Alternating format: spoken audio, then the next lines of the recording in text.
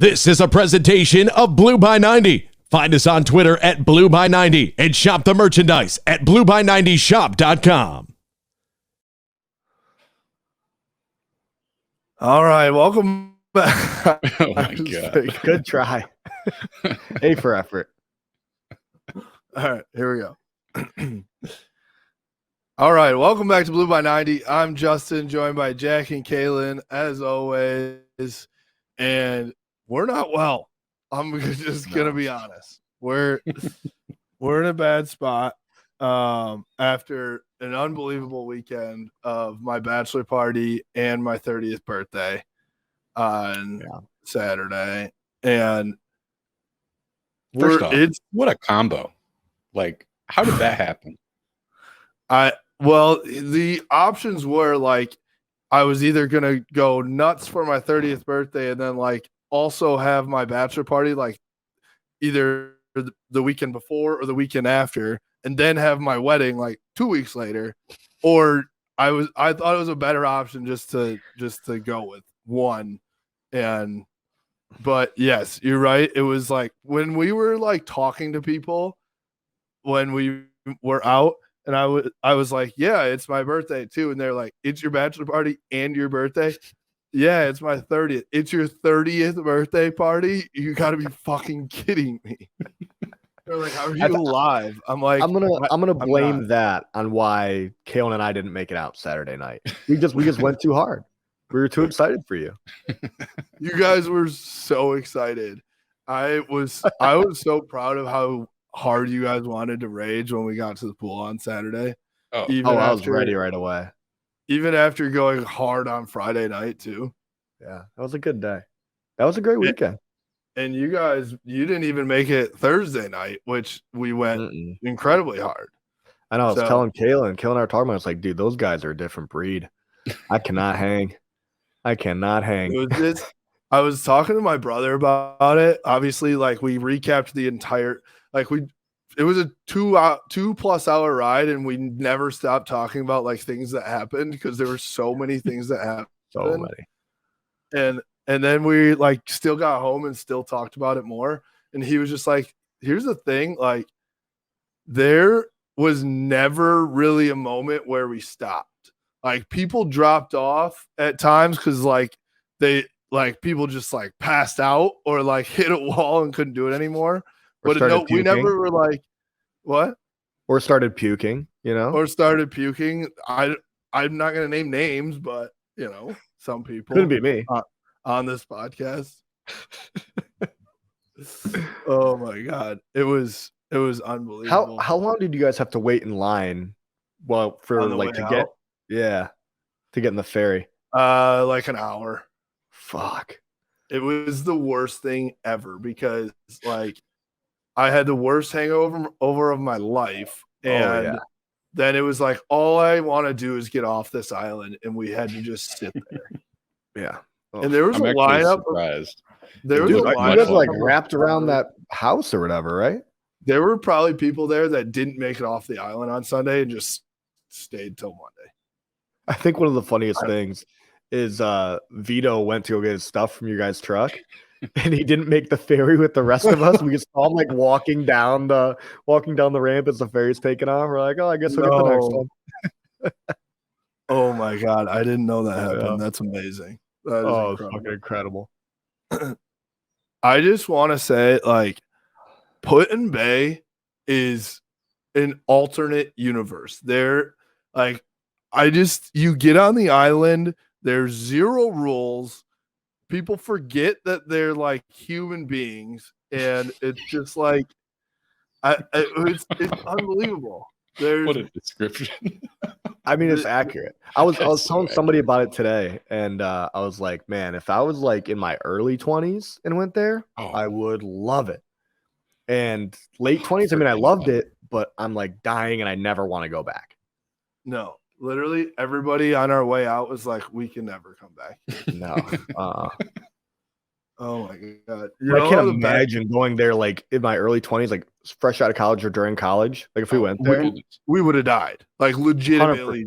Like actual death, probably. Alcohol poisoning, drown in the pool, you know, any number of exciting things. But just the ferry ride back, like you just looked around and everybody's face was just like, get me off of this island. All of my friends going into it that have been there were like, that ferry ride back is a way worse hangover than like Vegas, anything. Like it's worse than anyone out there. Well, it's because like you're in the water, so there's like a little bit of motion and like just the slightest hint of rocking, and you're like, oh god, it's bad, so bad. The best way to so Anthony Bellino joined us on Friday, and he was the star of the show. I wish I'd been there at the pool, and just an incredible human being. I can't wait for him to like. He's he's going to be a part of some more stuff here coming up soon with us. And he also has done our new intro. He has done our new episode.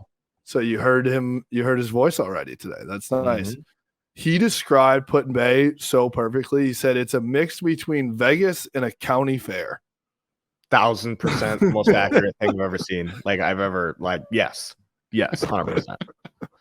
It's just like trashy Vegas to the max. Unbelievable. Oh my gosh. What an accurate description. I can't get over that. You wanna know my go ahead. Well, I was trying to think, is there a better description than that? Trashy Vegas mixed with the county fair. I mean, you could say that pretty much sums it up. I mean, that's it. Yeah. That's it. It's a literal Vegas in a trailer park. Then maybe that's more accurate. Yeah. Okay. I like that a lot. I like that. You want to know what slightly better pools was the like one of the in the trailer park, not Vegas.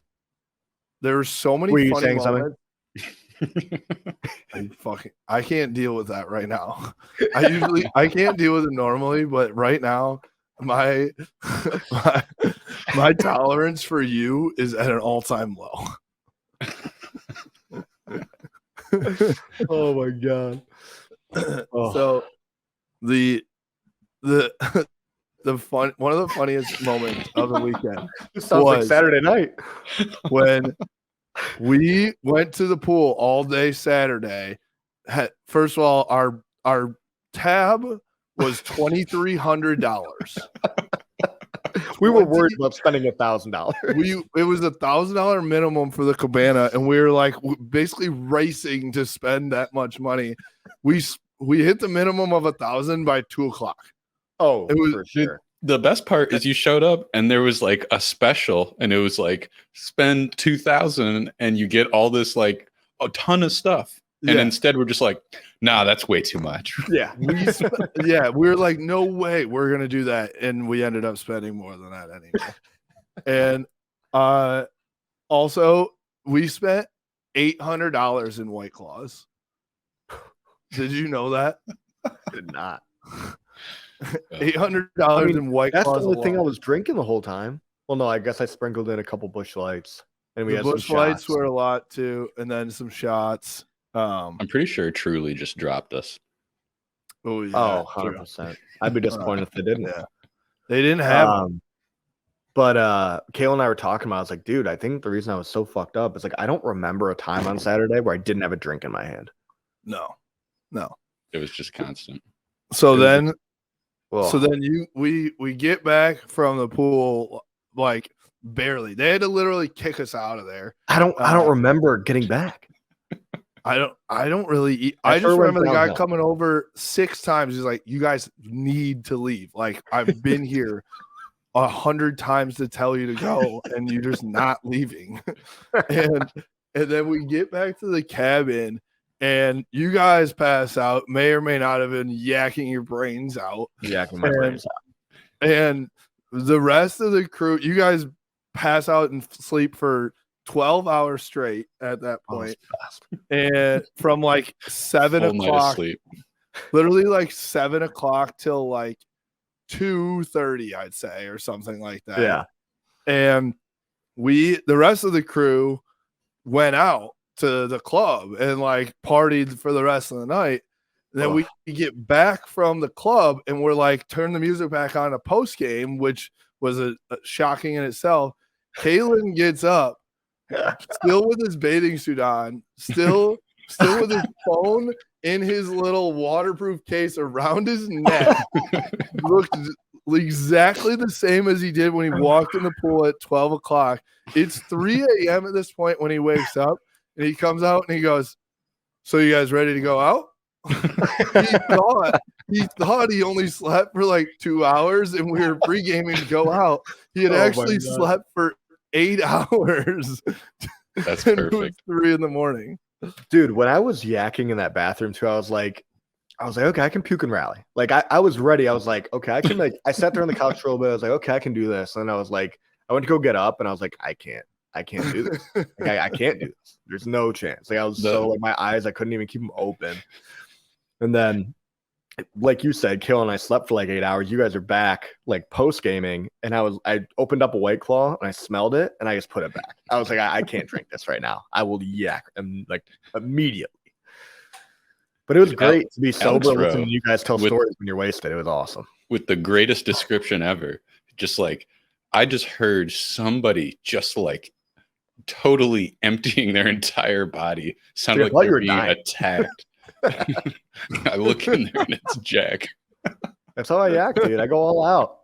Can't hold anything back. It's like a sneeze. You can't just like hold it back, you know? That's how your brain explodes. You gotta let it out. Gotta let it out. Listen to your body. I also want to shout out to everybody on Twitter who replied to our picture and just SPF 50. SPF 50. I can't wait to see how much we're about to get roasted. This is incredible. That was great. So literally, Sam sent me the picture, and I was like, "We are 10 times whiter than I thought we were." What I was like, I thought I had a good base. I've been like out in the sun. No, 0 base. Super white. Super white. That's SPF 50 though. I fucking loved it. I lost it. All the melanins in my hair or something. I don't know. I was gonna say, Kayla, you were getting roasted. After I saw that, I went up to Kayla. I was like, "You're getting roasted for being super pale, and you're not even white. You're literally black." Gotta throw him off. Gotta throw him off. Nobody knew.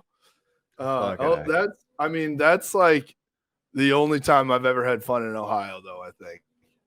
Just about like, yeah, it's really the only good thing about Ohio, but ultimately in the end, it's still kind of a bad thing. Ohio's just, it makes sense that the county fair Vegas is in Ohio. It does. Yes, it really that's very true. On brand, about as on brand as it gets. Ultimately, like at the end of the day, the island stays undefeated. That's what I learned. You can't beat that island has never lost. Has never lost. You just can't compete. Tore us up. The island is Alabama football dynasty, and we are Chattanooga Western. we didn't stand a chance. That's got to be a school, right? That's for sure. That's the FCS school they play right before they play Auburn every year, I think. Yeah. Oh my God. We are still hungover. Was it Tuesday? What day is it? I know, dude. I didn't even know what day it was. It's Monday. It is Monday evening right now. We're Monday. Yeah, you're listening to this on Tuesday probably, but if you guys noticed, I've drank 100 of these and I'm still dehydrated. Every time I sit down, my legs start cramping up again. I was at work today and just my coworker was just like, "Why do you keep getting up?" I was like, "I can't sit down because I'm cramping so bad. I'm so dehydrated still." Oh my God, dude! You should have had some of those liquid IV things that Kalen brought. I swear those saved the day. Like my hangover is 10 times worse right now. Product placement right now, man. Liquid IV. I literally just randomly bought some. Yeah, if you're 25 or older, you need that. Absolutely. I feel a lot older now. I like 30 is hitting. Yeah, not great. It's not great. Oh man, what else is going on in the world? We left here, went to the island, and I was like, we left reality. Know. Yeah, we're in a magical land, Narnia for adults. Have we talked about Bakich leaving? No, we haven't talked about Bakich leaving. We haven't talked about Yusuf. All right. So let's start with Bakich. So, I mean, ultimately, I think it like keeping Bakich for 10 years is a win. Like he's one of the best coaches in the country, and it's just really, really tough to be a baseball school in the North. And like it's tough to keep elite people there. And it's just, I don't know. I think we got to be more like thankful than anything there. Yeah. I mean, the job that he did at Michigan is, speak for itself, right? He brought the program back up. He was like Beeline for Michigan baseball. Now we just need Juwan Howard to take over. All right, there you go. But it does. I mean, I feel like it shows how much those players liked playing for Bakich, because the amount of people that are transferring out is like insane. Straight to Clemson. They were here. Like we obviously love Michigan, and I think all those guys do like love Michigan. The guys that are transferring, but ultimately they chose Michigan to play for Eric Bakich because he's that like awesome of a human being. And like I believe Angelique put out an article with a bunch of comments from former players that are just like they were killing it. They raving about him. Yes. Yeah. So the one thing I'll say too, so what I've heard is that it's Michael Bernard. He's the Padres hitting coach, 28 years old. He's a leader in the clubhouse to take the job. 28 years old? I don't hate that. Get a young guy in there. Do you know where he's been at before the Padres? I mean, he's a Michigan guy. That's the biggest. Oh, he is? Part. Yeah. Played at Michigan. Michael Bernard played at Michigan and was he was an assistant at Michigan for a little bit too before he went to the Padres. Interesting. So he's working with Cronenworth out there then, huh? What's that? He's got Cronenworth out there with the Padres too, right? He's got Cronenworth out there, which Crony is just killing it now. He's just getting his average up more and more every single day. And the other guy that is, I believe, like it's kind of between these two guys, it's the Central coach. Central Michigan. He did a great job with Central last year. Yep. I think they made it to a super, right? Weren't they in the it was like Florida, it was like three top 10 teams or something that they got stuck with? Yeah, something like that. They got screwed. Yeah. They got screwed. But I don't hate the like going extreme like with a young guy, even though he has no head coaching experience. Like in the world of college athletics right now, like I feel like you have to be like very understanding of what a recruit wants to do. And a lot of it is centered around like some money and coming in, having a great experience and that type of stuff. And I think like this guy so I talked to somebody in Major League Baseball today, and they were like, this guy is the next big thing. If Michigan can get him before like you give it 2 years and he's going to be like huge. So they need to come in and swoop him before that happens. Well, then I guess what let's say that does happen, is that just Michigan setting themselves up for failure? You're going to get a guy who's going to do a quick stop and then be gone? Maybe, but I think also if you like put him in a good position here, that they can, he can try and turn it around quickly. I don't know, keep it going. Man. I don't know. I mean, I just think like, I don't know. I'm all in on the young guys. I'd rather. I'm with you. I agree. I just think it would just suck. I feel like for Michigan if they get him for 4 years and then, he's out. Because Bakich was there for 8 years? He was there for a while. 10 years. Yeah. Yeah, I don't know. I just think it's really, really hard to be an old school coach in any sport of college right now. Yeah, it's tough if you don't have like a ultra proven track record, right?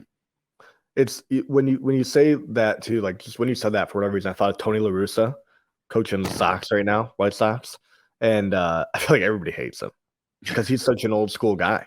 I'm still like I still believe that he ruined that Yermin Mercedes like rookie year because I remember there I think the Sox were up by like 10 and he swung on a 3-0 pitch and hit a home run and he got chewed out by Tony La Russa for hitting a home run or like swinging 3-0 when they're up. It's like I mean I get it, like you probably it's frowned upon to do that, but like to chew him out like that and then go like to the media and chew him out, your own player, it's not a good look, man. Yeah. It's just tough with the portal these days. Like you have to like keep kids happy at all times. It's like it just makes it very, very different. It's tough. It's tough for any old school coach to be able to do that. So yeah, I mean, I don't think it's fair to say all the kids are like that though. No, I don't think so either. But I just think in general, it's very different from what it was 10 years ago, Yeah.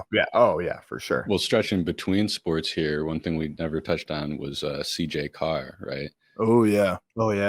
And picking Notre Dame, saying that he wanted to forge his own path. Is that a legit reason, or do you think Michigan like dropped the ball 100%? I mean, I think it could even be like, dude, this fan base like fucking ran my grandpa out of town. Fuck yeah. There was some. I mean, people forget that.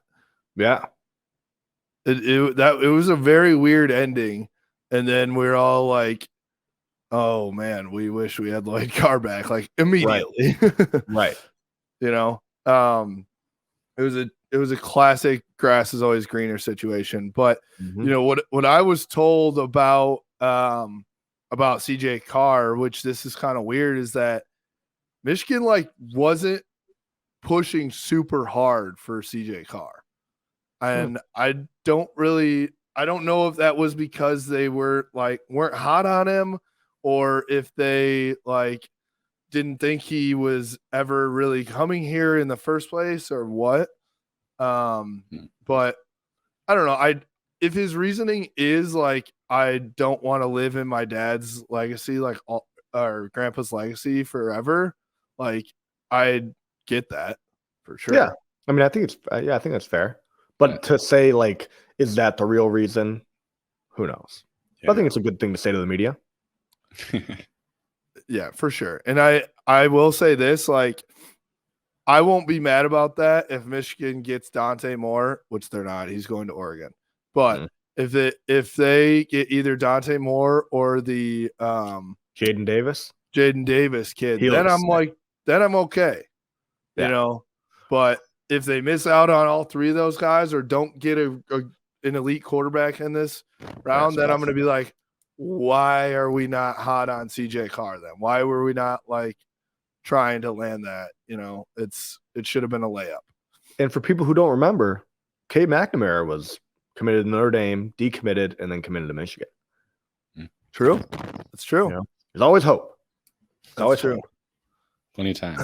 I also think like you can always now in the days of the portal, like recruiting's still obviously huge, but like you can fill gaps. If you miss out on a big QB, you can still fill some gaps using the portal. So don't even though sometimes I get caught up in the like, oh my God, the world is ending because we missed out on this recruit. You do? I mean, I'm usually very positive, but every once in a while.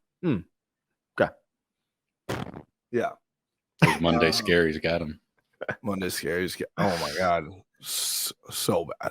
So scary. I've never been more scared of like going out into public than I was this morning. Oh man. By the way, I don't know if you noticed, I muted it, but I sneezed just now. My neck hurts so bad. I think I just pulled a muscle. You got to let it out. You got to let it all out. I did. My body's falling apart.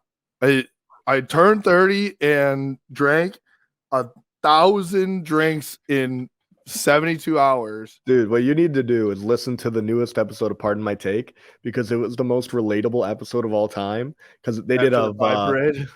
What? Yeah. Was it the Pride Parade? No. It was the next one they dropped today, and it was they did the Mount Rushmore of like things after your 30s, or like once you're 30, like Mount Rushmore of that. And there was like Biz was on there and Ryan Whitney, and Biz was like, dude, like I just get sore and I like hurt like for no reason. Like I'll wake up and like I can't walk. I just can't. My legs don't work. He's like, I was driving the other day and I looked left and then I heard my neck go. He's like, I couldn't turn my head. He's like, I had to go to the. He's like, I'm supposed to go pick up my daughter from school. Now I got to go to the emergency room.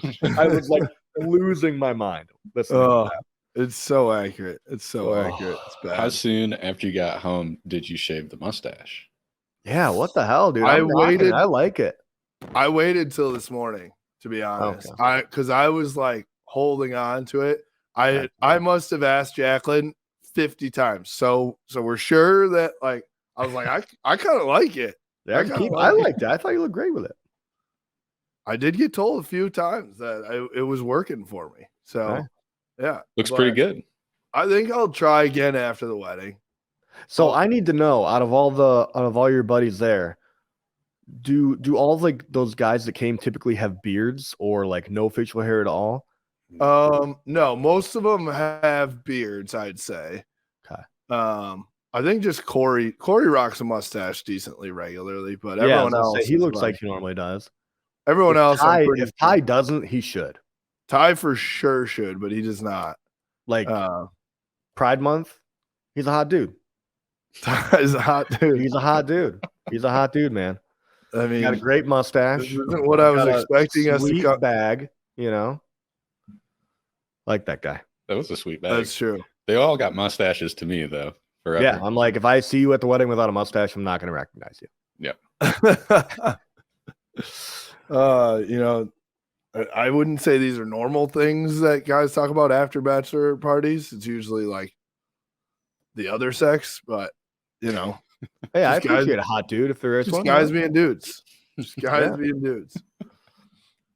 All right, so Yusuf, our guy, Yo-Yo. Yo-Yo. That's all I know. He's got a sweet nickname. Yo-Yo Kayat from Lebanon. Dude, can I tell you, I don't know if I should be like even saying this, but Ant has been telling me about him for like a month now, being like, this is our guy. This is our guy. Like, he's fucking sweet. Yeah. No, like in that, like he knew that he was dropped. He knew he was coming for like a month now. So shout out Ant Wright. But I think this guy's gonna come in. He's gonna be like 6'8", 6'9", come in, be a forward for us, and have a bunch of like I mean, he's gonna make an impact right away. I don't know if he's gonna be a 30-minute a game starter, but he's definitely making an impact. I gotta watch some of his tape because I haven't watched dick of anything. But everybody seems super hyped about him.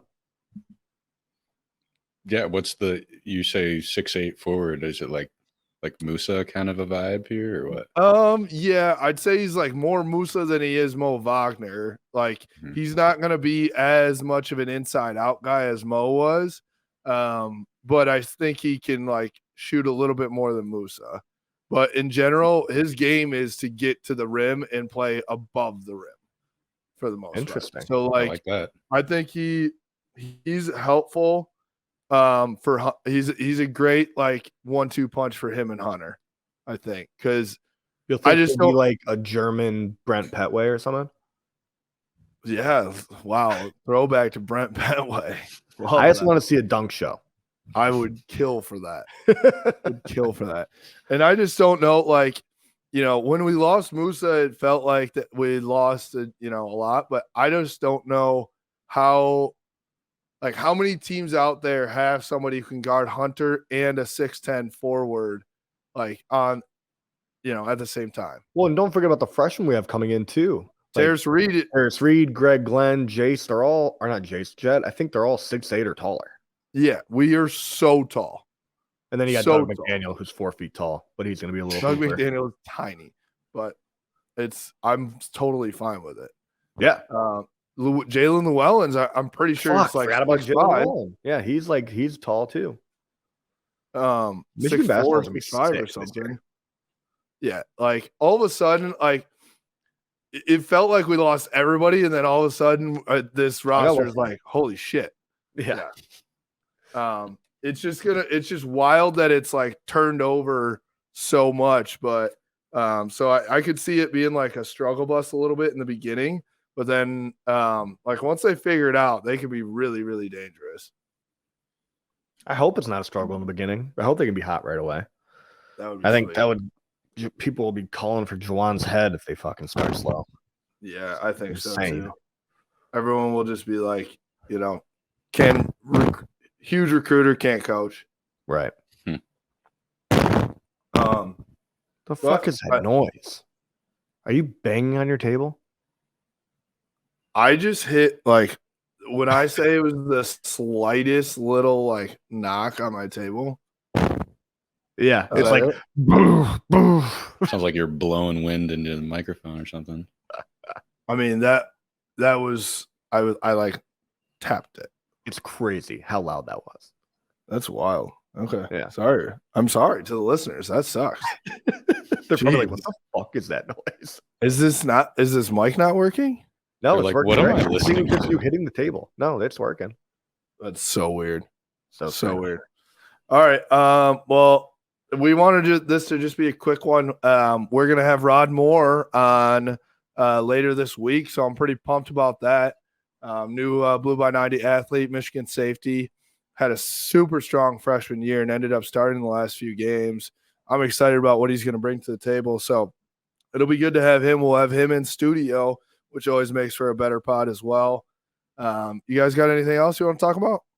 Kalen, can you stand up and show the listeners the shirt you got on? Oh, this is a great piece of apparel. We'll have this at all the tailgates. Oh my yeah. God.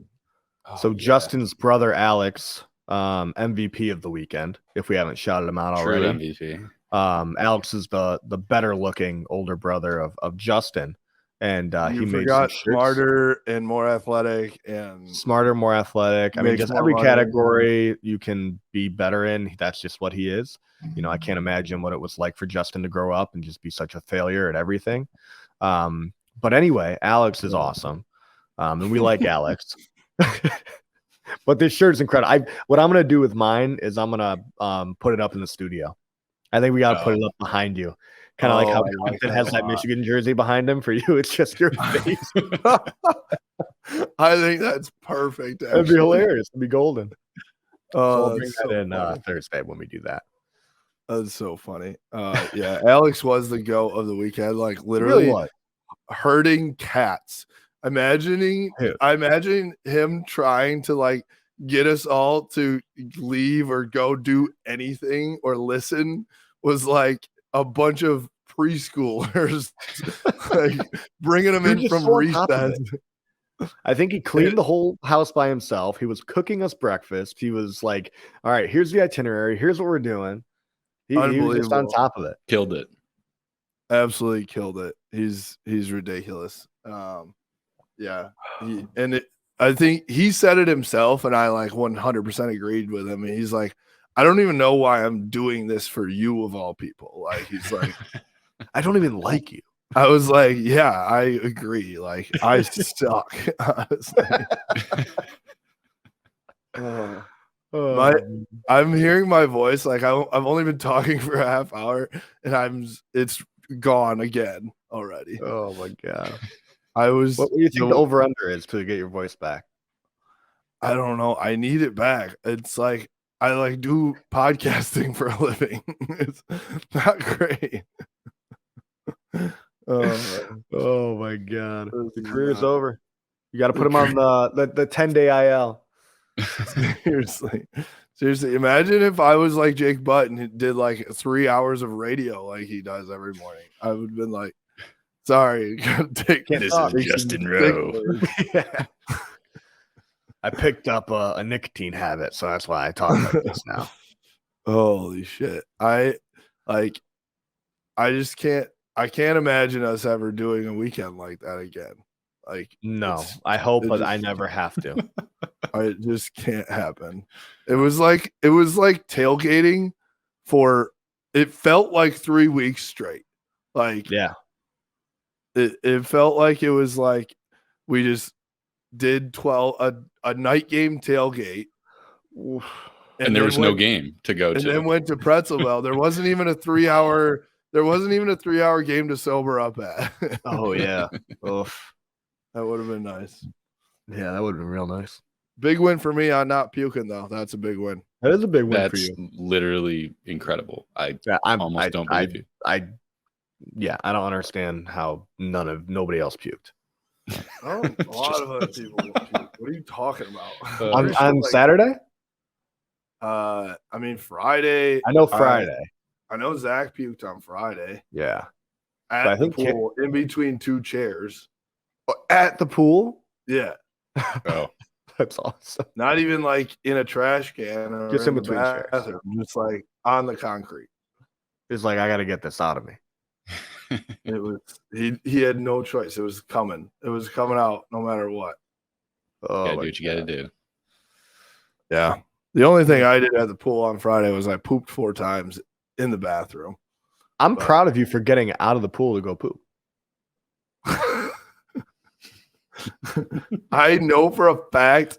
Oh, okay. Yes. I mean, I did get out of the pool to go poop, but I just know for a fact that not one person got out of the pool to pee in the entire pool. If you're somebody who says I don't pee in pools, you're lying. Especially if you're drinking. Sure. Especially if you're drinking. Yeah, for sure. Yeah. Like, yeah, I agree with that.